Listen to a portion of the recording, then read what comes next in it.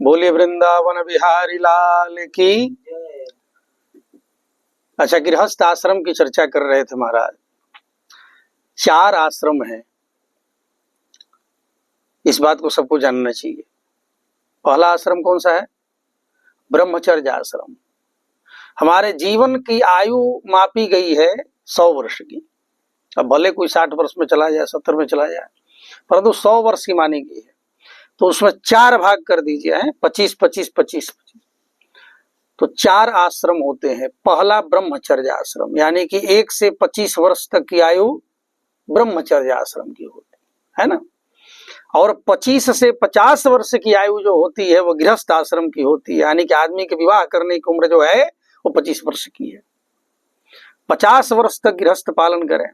तीसरा आश्रम जो है वह है वानप्रस्थ आश्रम, यानी कि जब 50 वर्ष की आयु हो गई तो घर में तो रहे परंतु वानप्रस्थी बन जाए, यानी कि समाज का काम करना प्रारंभ कर दे, जो अच्छे कार्य हैं, धार्मिक कार्य हैं वो करे हैं। और जब 75 का हो जाए तो जो अंतिम आश्रम है उसका नाम है संन्यास आश्रम, यानी कि घर भी आदमी को त्याग देना चाहिए।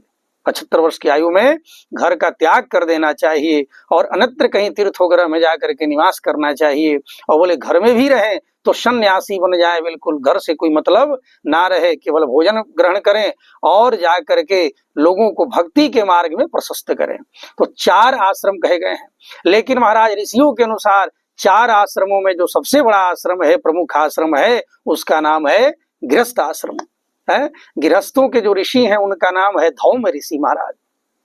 तो पहले तीर्थों में लोग जाते थे, ऋषियों के पास सदगृहस्थ बैठ करके अब सदगृहस्थ चर्चा किया करते थे कि महाराज जीवन जीने की कला क्या है, किस प्रकार से जीवन में रहना चाहिए, किस प्रकार से जीवन जीना चाहिए। तो धौम ऋषि जो हैं वो गृहस्थों के गुरु हैं, वो गृहस्थों के ऋषि हैं। तो उन्होंने कहा धन्यो गृहस्थ आश्रम, यह गृहस्थ आश्रम बड़ा धन्य है। अच्छा, जितने भी आश्रम है महाराज सबको गृहस्थ आश्रम पर ही आश्रित रहना है, चाहे वह डॉक्टर हो, इंजीनियर हो, समाज सुधारक हो, चोर हो, डकैत हो, कोई भी हो, लेकिन सब कहाँ आश्रित हैं? बोले गृहस्थ पर आश्रित है महाराज।